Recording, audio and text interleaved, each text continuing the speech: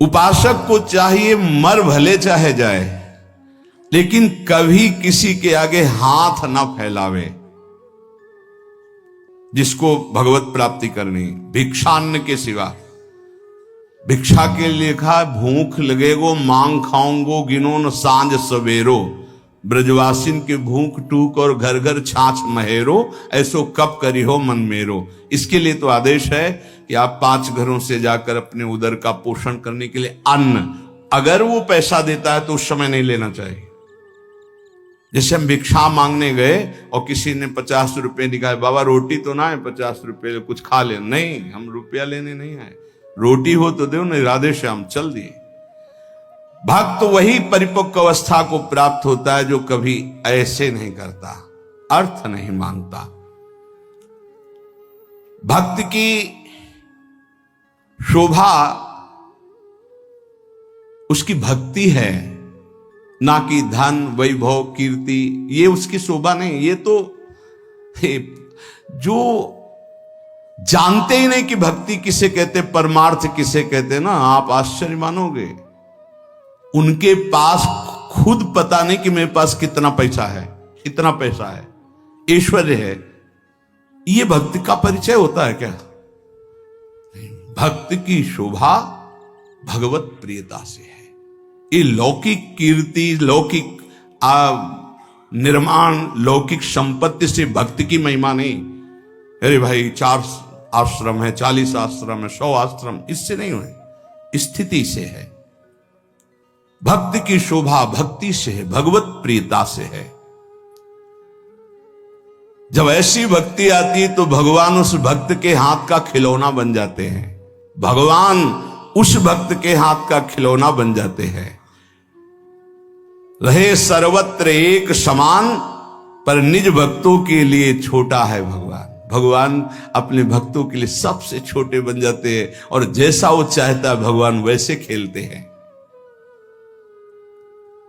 भक्त 3 प्रकार के होते हैं, एक होते सकाम, एक होते निष्काम और एक होते प्रेमी। सकाम भक्त जो भगवान की आराधना लौकिक पारलौकिक भोगों की प्राप्ति के लिए करते हैं। ज्यादा मिठास नहीं इसमें मिठास नहीं होती। सकाम भक्ति में बड़ा कड़ुआपन लगता है जब वृंदावन की भूमि से देखे। अपने बेटे को जब भोजन पवाते हो तब क्या कामना होती है तुम्हारे अंदर? बेटा पाले और स्वस्थ रहे। लेकिन जब भगवान को भोग लगाने के पहले ही सोचते हो कि हे बिहारी जो अगर ये काम मेरा बन गया तो तुम्हें भोग लगा देंगे। अखिल कोटि ब्रह्मांड के स्वामी तुम्हारे भोग के भूखे बैठे हैं। सौभाग्य है कि तुम्हारा भोग लगाने का भाव आ रहा है। अपने बेटे जैसा प्रभु को नहीं पवा सकते क्या? कोई भी मां अपने बेटे को पवाती है, उससे पूछो तुम्हारी क्या कामना है? कहीं पागल हो, मेरा बेटा कामना क्या है? वो अच्छे से दूध पी ले, खा पी ले और खेले, यही वो खाए पिए, उसका घर है, मेरा बेटा है। क्या भगवान के द्वारा दी हुई सारी सामग्री तुम्हारे पास नहीं? क्या तुम श्री भगवान के अंश नहीं हो? क्या अपने प्रीतम प्रभु को ऐसे भोग लगाया जाता है, तय करके भोग लगाया जाता है? क्या आप अपने बेटे को, अपने पति को, अपने प्रियजनों को, अपने संबंधियों को ऐसा ही भोग लगाते हो? नहीं, कोई कामना नहीं होती। और दुलार करके परोस परोस के पवाते हो कि जितना अधिक पाले मेरा बेटा अच्छा है। तो मेरे प्रभु, तो सकामता में मिठास नहीं होती, एक लेन देन का व्यापार होता है, उसको प्रभु से कोई प्रियता नहीं होती, इसलिए खास कोई बात नहीं हुई। बस इतना ही भगवान की महिमा है कि वो इनको भी उदार कह रहे हैं कि जो अर्थार्थी आर्त है, जिज्ञासु है, ज्ञानी है, उसमें आर्त और अर्थार्थी भी उदार ही हैं, क्योंकि वो मेरे से मांग रहे हो। वो भगवान की उदारता है। बकाया इसमें कोई स्वाद नहीं लगता, छरछराहट सी लगती है अंदर। आपको फूल बंगला बनवा देंगे, आप हमारा ये काम कर दो। अरे जिनके एक संकल्प से अनंत ब्रह्मांडों की सुगंध और पुष्प वाटिकाएं, ऐसे देववन हैं कि आप लुभायमान हो जाएं, बेहोश हो जाएं, ऐसी सौरभ है वहां। कल्पतरु, मंदार, पारिजात आदि विविध वृक्षों से परिपूर्ण देववन, ऐसी ऐसी दिव्य वाटिकाएं, कैलाश की शोभा पढ़ो, बैकुंठ की भगवान का कितना बड़ा वैभव है। उनको तुम 2-4 लाख के बाहरी फूल मंगा के बिना सुगंध वाले नीले पीले रंग दिखाई देते, सौरभ थोड़ी, भगवान उससे प्रसन्न नहीं होते। सही मानो आज तक जो शास्त्रों में स्वाध्याय हुआ और संतों की कृपा से भगवान सिर्फ अपनेपन से प्रसन्न होते हैं, अपनापन, और वो अपनापन सकामी पुरुष दे नहीं सकते। बीच में पर्दा रहता है, भगवान और हम और भगवान आप हमारा ये काम कर दो, हम आपके लिए मंदिर बनवा देंगे। हाँ, ऊसर में बैठे हैं, तुम मंदिर नहीं बनवाओगे तो अभी, अरे भाई अनंत ब्रह्मांडों का सृजन केवल एक पलक झपकने में हो गया जिनके, भ्रकुटी विलास सृष्टि लय हुई। कैसा अपने बेटे के लिए घर कैसे बनवाते हो? इसमें बहू बेटा रहेगा, इसमें हम रहेंगे, इसमें बड़ा रहेगा, इसमें छोटा रहेगा। मंदिर भी हम ऐसे बनवाते हैं, भोग भी हम अपने बेटे जैसा लगाते हैं। अपनापन नहीं तो भगवान न भोग पाते हैं न मंदिर में बैठते हैं। ध्यान रखना, अपनापन सारा खेल भाव का है। लाला बाबू के जब श्याम सुंदर चंद्रमा ठाकुर जी विराजमान हुए तो मंत्रों के द्वारा प्राण प्रतिष्ठा हुई। लाला बाबू नजदीक गए और भाव में भरकर जेब प्रभु को हृदय से लगाया। बोले, आ गए प्रभु। बोले, प्रमाण दीजिए। माखन जो भोग लगाने के लिए लाया गया था ऐसे माथे पे रख दिया। जब तक शरीर में गर्मी नहीं होगी तो माखन कैसे, पूरा माखन पिघल करके बह गया। बोले, प्रभु आ चुके। भाव, प्रभु कहां थे? भाव, जहां भाव किया, भाव मेरे प्राणनाथ, मेरे जीवन धन। सकाम भाव में बहुत कड़वाहट है। वृंदावन की भूमि से देखने पर बहुत कड़वाहट है, वो कोई खास बात नहीं है। अरे भगवान के आंसू निकल आए महाराज। जब करदम जी ने 10,000 वर्ष तपस्या की और श्री भगवान प्रकट हुए, भगवान ने कहा, मैं तुम्हारी तपस्या से बहुत प्रभावित हूं, वरम ब्रूहि, वरदान मांगो। उनका पत्नी चाहिए, तो आंसू निकल पड़े कि मेरी प्राप्ति में, मेरे दर्शन का फल है। उसी से बिंदु सरोवर बना, भागवत में वर्णन है। तब अपनी तरफ से करुणा वरुणालय प्रभु ने कहा कि मैं तुम्हारा पुत्र होकर आऊंगा, और कपिल भगवान के रूप में आए और उपदेश करके परम कल्याण किया करदम जी का। सकाम भक्त जो लौकिक पारलौकिक विषयों की मांग पे मांग प्रभु से करते रहते हैं और भगवान की भक्ति भी करते हैं, वो भक्ति करते ही इसीलिए हैं कि ये करूंगा तो ये मिल जाएगा, ऐसा करूंगा तो ये मिल जाएगा। दूसरे हैं निष्काम भक्त। ये मीठे हैं। निष्काम भक्त, इसमें मिठास है, क्योंकि ये केवल दो के लिए ही साधना करते हैं, या तो ज्ञान प्राप्त होकर मोक्ष की प्राप्ति हो जाए या भगवत प्राप्ति हो जाए। दो ही होते हैं निष्काम में। ये निष्कामता की मांग दो प्रकार की, इसमें भी मांग है, मैं मुक्त हो जाऊं या भगवान को प्राप्त हो जाऊं, सारिष्ट सामीप्य सारूप्यादि मोक्ष। लेकिन तीसरे जो भक्त हैं ये मीठे ही नहीं हैं, ये रस भरे हैं, जिनको प्रेम लक्षणा भक्ति कहते हैं। ये सारिष्ट सामीप्य सायुज्य एकत्व आदि कैवल्य पदादि भी दीयमानम न ग्रहणन्ति बिना मत सेवनम जनाहा, ये सब मोक्ष पदवी देने पर भी स्वीकार नहीं करते। आपके सिवा मुझे नहीं चाहिए। इनका जो स्वरूप है सदा सर्वदा प्रेमोन्मत्त रहते हैं। सकाम भक्त मिठास नहीं, निष्काम भक्त मिठास युक्त, क्योंकि मोक्ष पदवी अखंडानंद, भगवत प्राप्ति परमानंद। लेकिन इनसे भी बढ़कर के जो दीयमानम न ग्रहणन्ति बिना मत सेवनम जना, वो प्रेमी भक्त, वो रसोन्मत्त रहते हैं। प्रेमी भक्त वो प्रेम रस सीधाम वृंदावन प्रदान करता है, गुरुदेव प्रदान करते हैं, प्रेमी महाभागवत जन प्रदान करते हैं। वो किसी भगवान से किसी भी तरह की कोई चाह नहीं, न मोक्ष की न भगवत प्राप्ति की, कि हमारा कल्याण हो जाए, मंगल हो जाए और आप हमें नहीं। बस जेहि विधि प्रभु प्रसन्न मन होई, करुणा सागर कीजे सोई। जिस तरह आपका मन प्रसन्न हो, आपको लगे कि दर्शन देना है तो आ जाना, आपको न लगे मत आना।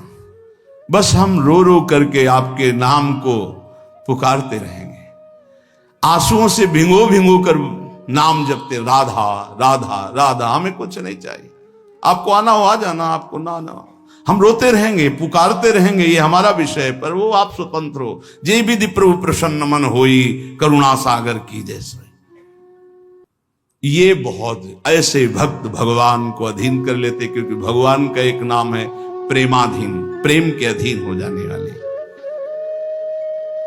सृष्टि स्त्यंत कारणीम ब्रह्म विष्णु शिवात्मिकाम सायाति संज्ञाम भगवान एक एव जनार्दन।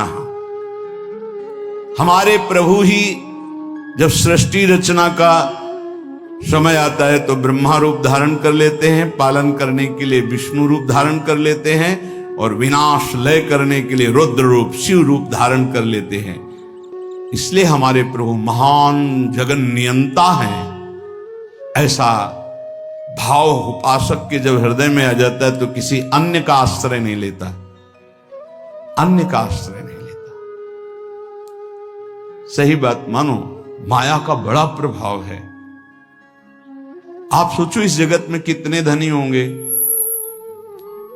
जितना त्रिभुवन में आप धन देख रहे हैं कुबेर जी के एक खजाने के कोने में रखा है। अपार धन वैभव के स्वामी, रिद्धियां सिद्धियां नौ निधियां कुबेर।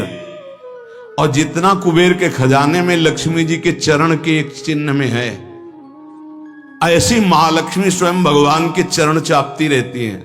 ऐसे भगवान के सेवक के सामने कुछ समझ में आएगा उसको? सुरपति नरपति लोकपति जिनके भाव है घास। क्यों? क्योंकि ऐसे प्रभु के सेवक हैं। यहां जो वर्णन किया जा रहा है कि उन्हीं से ब्रह्मा, उन्हीं से विष्णु, उन्हीं से रुद्र, वो हमारे स्वामी हैं। अब हम किसका आश्रय लें, किसके आगे हाथ पसारें, किसकी तरफ देखें? समझो,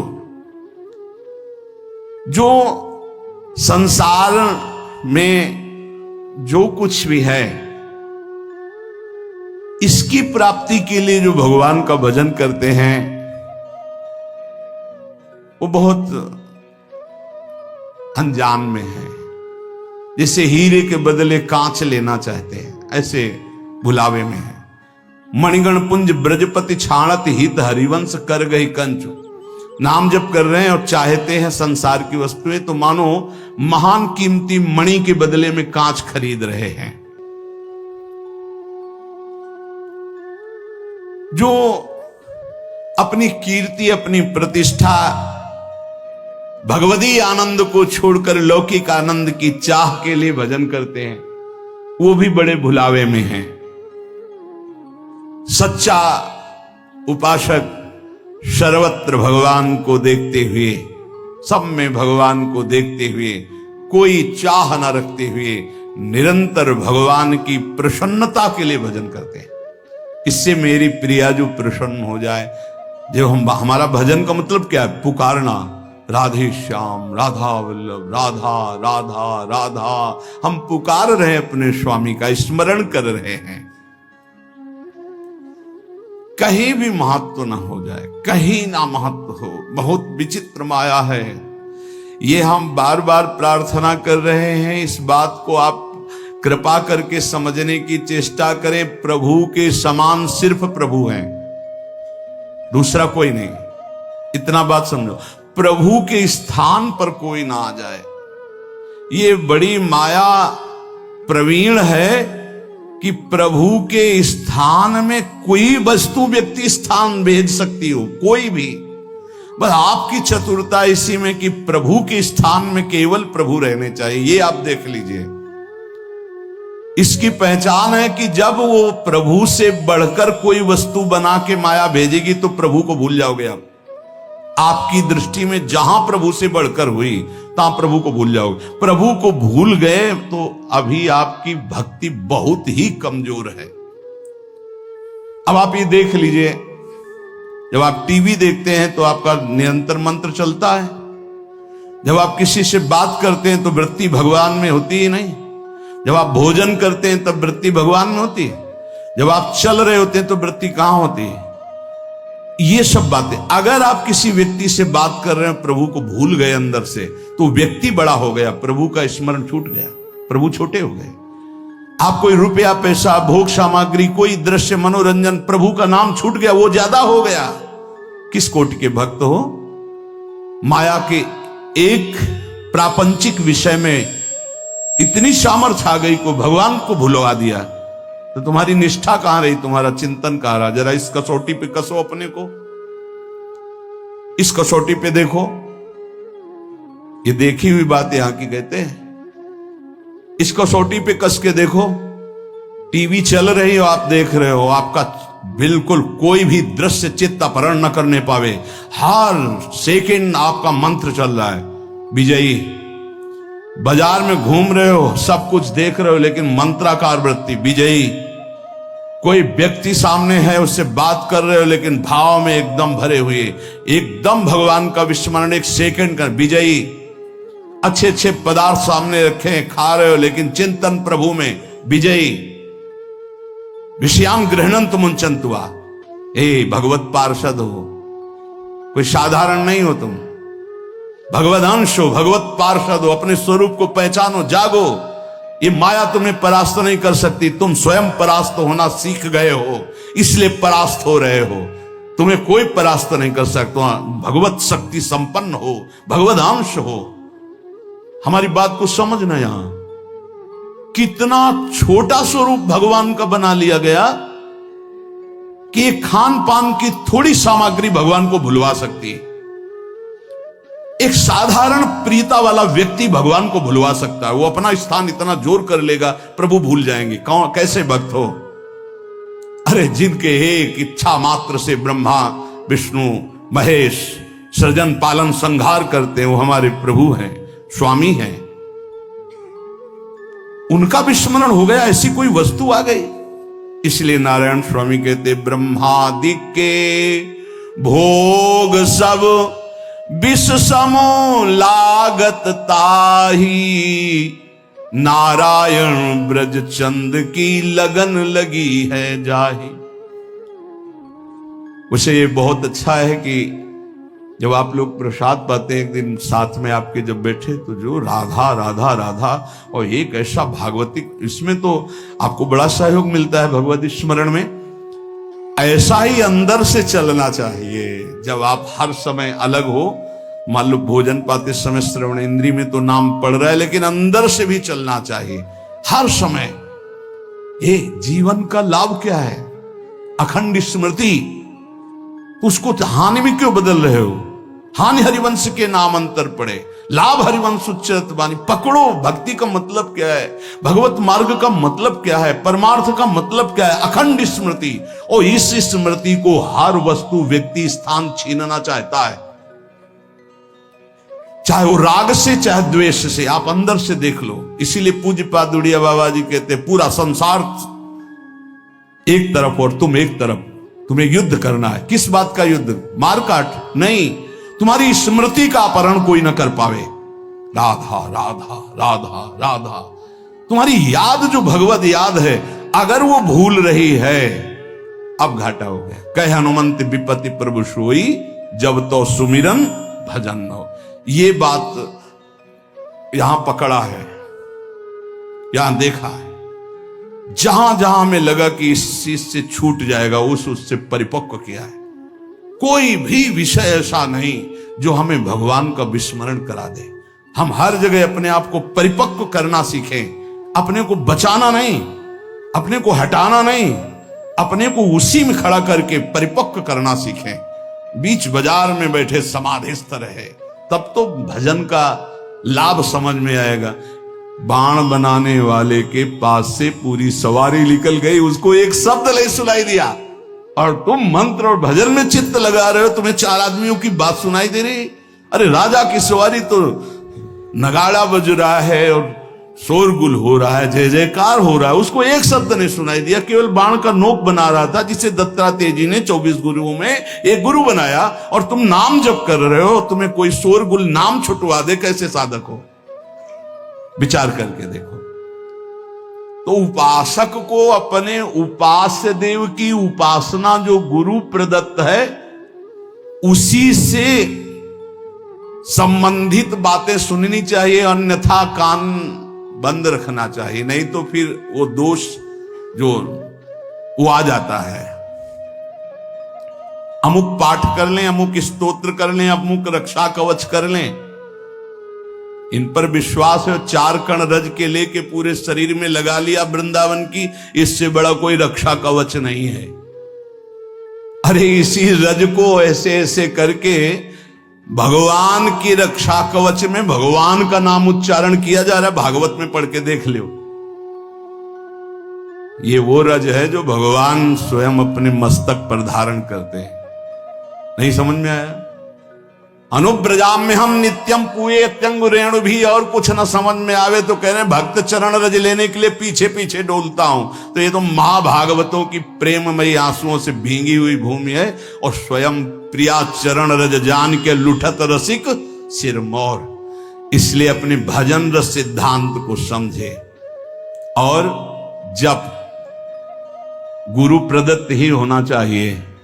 ये महाभागवतों की बात कर रहे हैं, ऐसा नहीं कि कहीं पढ़ लिया आपने कि ये इतने महीने जपने में ये सिद्धि आ जाएगी, भूल मत करना। गुरु प्रदत्त नाम और मंत्र के सिवा कहीं भी हमारी रुचि नहीं रह जानी चाहिए कि थोड़ा 5 माला ये कर लेते हैं कि उससे सपोर्ट हो जाएगा और इससे ये हो जाएगा, और फिर अपना गुरु मंत्र जप लेते हैं। ऐसे आते हैं प्रश्न, वो बाहर के होंगे अपने रसना कटो जो अन्न रटो। गुणानुवाद अपने आराध्य देव का, श्रवण फूटो जो अन्न सुनो। ये महाभागवतों की रस की बात है। भक्ति के विघ्न को बर्दाश्त ना करना, ये भक्त का स्वभाव होना चाहिए। हम लोग बहुत ढीले हैं, भक्ति के विघ्न को हम विघ्न ही नहीं मानते। कितनी देर से भजन छूटा है तुम्हारा? कितनी देर से तुम प्रभु से विमुख हो उस वस्तु व्यक्ति स्थान के प्रलोभन में? बड़ा विचित्र है। बहुत सावधान, बहुत सावधान। माया की चकाचौंध भुलवा देती है, हरि को चकाचौंध भुलवा देती है। संसार का आकर्षण इतना बड़ा है, यही तो बड़ा विचित्र। और भूले तो भूले तुम जिन भूलो मालाधारी, स्वामी हरदास जी कहते, अरे और तो भूले ही है, तुम क्यों भूलते हो? तुमने तो उनका माला पहन लिया, कंठी पहन ली, उनसे बड़ा कोई है? उनसे बड़ा कोई है? अपने स्वामी से बड़ा कोई नहीं। चर्चा किसकी हम करेंगे? गुणानुवाद किसका करेंगे? अपने प्रभु का। बता रहे हैं विश्व ब्रह्मांड में जितना धन है कुबेर के कोने में, कुबेर के पास जितना खजाना है लक्ष्मी जी के एक चरण चिन्ह के कोने में है। वो लक्ष्मी जी जिनके चरण सहलाती रहती हैं वो हरि हैं, और वो हरि जिनके चरणों में महावर रखते हैं हमारी प्रिया जो है। इसके आगे बोलो, पूर्णता प्रेम की, क्योंकि प्रिया जो कौन है? पूर्ण प्रेम, शांद्रानंद घन प्रेम मूर्ति किशोरी। अब हम चर्चा किसकी करेंगे? नीचे करेंगे किसी की? अरे सुरपति नरपति लोकपति जिनके भाव है घास। समझे में नहीं आ रहा, समझे में नहीं आ रहा। बहुत विचित्र है, बहुत विचित्र, अति विचित्र भगवंत गति। हाथ सामने अनंत ब्रह्मांडों के स्वामी की महिमा, और एक तरफ माया की महिमा। स्वामी को धक्का लगा के बाहर, माया को अंदर। ऐसा प्रभाव माया का है, बड़ा विचित्र। जिस समय सोने की थाल और कटोरी सब लगा के लक्ष्मी जी बूढ़ी के रूप में ना भगत से प्रसाद पाया, बोले ये जूठे पात्र हम दोबारा नहीं रखते। अरे मैया तू तो रुक, अब यहां नारायण बैठे थे, बोले जहां ये रहते हैं ना साधु बाबा सन्यासी जन, हम वहां टिकते नहीं ज्यादा दिन, तो इसलिए बोले स्वामी जी झोला उठाओ आप अपना, चलो। बोले नहीं बेटा, हमारी तो इच्छा थी आज रात्रि ना माता जी रहेंगी, पिताजी को भगा दिया। जो पिताजी गए माता जी अंतर दयाल हो गई, क्योंकि नारायण की भी लौट टिक नहीं सकती। ये खेल है, समझ लो। अच्छे अच्छे नारायण को छोड़ दें, ऐसा है माया का प्रभाव। भक्त भक्ति के विघ्न को बर्दाश्त ना करे, चाहे कोई वस्तु हो, व्यक्ति हो, स्थान, कुछ भी हो। जो मेरे प्रभु का विस्मरण करा रहा, बर्दाश्त नहीं होना चाहिए। लेकिन आप खूब बर्दाश्त कर लेते, चैन से बर्दाश्त कर लेते। नहीं, देख लो अपने लोग कितने प्रमादी हैं कि इस बात से हमें दुख नहीं होता। तद स्मरण परम व्याकुलते, आराध्य देव का विस्मरण हो रहा है, मुझे चैन है। बहुत विचित्र बात है। सत्संग छूट गया, तुम्हें बेचैनी नहीं हुई? तुम्हारी दिनचर्या टूट गई, तुम्हें बेचैनी नहीं हुई? तुम्हारा नाम छूट गया, तुम्हें बेचैनी नहीं हुई? नहीं, किसी भी स्थिति में नहीं। विचार करो, पूज्य राधा बाबा के चरित्र में जरा अंदर गांठों से गठिया बात इतना बढ़ा हुआ था कि बाबा एक कदम नहीं चल सकते थे। और गंगा जी की रेती में सत्संग हो रहा था, तो पूज्य बाबा को कौन सा ज्ञान नहीं, आप हमें बताओ। वो प्रार्थना कर रहे थे जो उनकी सेवा में थे कि मुझे वहां तक पहुंचा दो। बोले थक गया हूं, मेरी सामर्थ्य नहीं। बोले पहुंचा दीजिए। बोले चले जाओ ना। बड़ी चूक हो जाती है, जानते हो। जब हम चरित्र पढ़ते हैं महापुरुषों के, तब लगता है वो महापुरुष है। जब सेवा में होते ना पास, तो नहीं लगता। देखो कैसे उत्तर दे रहे हैं बाबा को, या इतना ही प्रिय तो आप चले जाओ, हम तो थक गए हैं। प्रसंग है, पढ़ के देख लेना कि बाबा ने एक बांस उठाया और कहा, क्या तुम जानते हो श्री कृष्ण हमें वहां तक नहीं पहुंचाएंगे? पहुंचाएंगे। और कढ़िलते हुए बांस के सहारे से इतनी दूर तक पहुंचे जहां से सत्संग सुनाई दे रहा था। क्या सत्संग में बाबा को जानना है? सर्वज्ञ महापुरुष हैं, पर है कोई सत्संग की महिमा? क्या हमारे अंदर चुभता है कि आज का सत्संग छूट गया? क्या चुभता है आज का वाणी पाठ छूट गया? अरे जिस सभा में हम बैठकर वाणी गायन हो रहा है, उसमें बैठे प्रियाजू का यश हो रहा है, साधु मंडली में बैठे, इससे बड़ा सौभाग्य क्या हम जलते हैं कि आज हमारा इतनी देर से भजन छूट गया? क्या हम कभी रोए कि हमारी सेवा छूट गई? प्राणांतक कष्ट हो तो भी सेवा नहीं छूटनी चाहिए। प्राणांतक कष्ट हो, अगर हम शकिल पाते हैं तो शकिल शकिल करके वो सेवा कर देंगे। हमारे गुरुदेव की, इष्ट देव की सेवा, ये केवल प्रवचन ही नहीं, गुरु प्रताप से कह रहा हूं। भक्त को भक्ति के विघ्नों को बर्दाश्त नहीं करना चाहिए। बता देना कि हम आज उठने लायक भी नहीं, पर ये सेवा पहुंचा दो, इस सेवा पहुंच जानी चाहिए। मेरी सेवा नहीं टूटनी चाहिए। ना सेवा में प्रीति होगी, ना नाम छूटने में तुम्हें जलन होगी, ना तुम्हारी पाठ में प्रीति होगी, ना तुम्हारी इष्ट देव की अपनेपन में स्थिति होगी, तो होगा क्या? भक्ति के विघ्न को आप क्यों बर्दाश्त कर लेते हैं? ये आप देख लीजिए। हमें लगता है जितना इष्ट और गुरु का दुलार मिलता है तो हम उसको पहचान नहीं पाते। हमें लगता है संसारिक तौर तरीके से लगता है, हमें नहीं लगता कि हम पर अपार कृपा है। पांचवा, भक्ति के फल को गुप्त रखना। ये पांचों आज ये बहुत बड़ी महान बातें हुई। अपने स्वरूप का बोध, अपने इष्ट के स्वरूप का बोध, जो गुरु प्रदत्त साधन उस पर निष्ठा, जप और गुणानुवाद अपने आराध्य देव का ही, भक्ति के विघ्नों को बर्दाश्त न करना, और ये भक्ति के फल को गुप्त रखना। जो हमारे इष्ट और गुरुदेव की कृपा से आध्यात्मिक उन्नति हो रही, उसे कभी ना बोले, ध्यान रखना नहीं, वहीं रुक जाएगी, बंद हो जाएगी। पकड़ो इस बात को, अपनी स्थिति कभी नहीं व्यक्त करनी चाहिए। इसमें पांचवा, भक्ति के फल को गुप्त रखना चाहिए। आपको स्वप्न में अच्छे स्वप्न आ रहे हैं, दिन में कोई अनुभूतियां हो रही, गुरु कृपा प्राप्त हो रही है, आपको प्रियता मिल रही है, भागवतिक आंतरिक उन्नति हो रही, बिल्कुल गुप्त, कुछ नहीं बोलना। बोले नहीं गुरु से तो बोल दे। क्यों? गुरु अल्पज्ञ है क्या? तुम बाजार से लाए हो स्थिति, गुरु ने दी है, उनको बताने की जरूरत क्या है? उनको बताने का मतलब अपने अहम को पुष्ट करना नहीं, फिर स्थिति नहीं रहेगी। ना गुरुदेव से कहनी है ना किसी से। गुरुदेव से क्यों नहीं? उन्होंने ही दिया भाई, उनसे क्या कहना है? उन्हीं की तो प्रदत्त वस्तु है, गुप्त शांत। एक दृष्टि में सब कुछ पता चल जाता है गुरुदेव को कि आप कहां हो, आपकी स्थिति क्या है, आपको बताने की जरूरत नहीं। ये पांचवी बात बहुत समझी जाए, अपने भक्ति के फल को कभी प्रकाशित न। अब आपकी कृपा से निरंतर मंत्र चल रहा है, बंद हो जाएगा, कहीं भी बोल दो बंद हो जाएगा, देख लेना।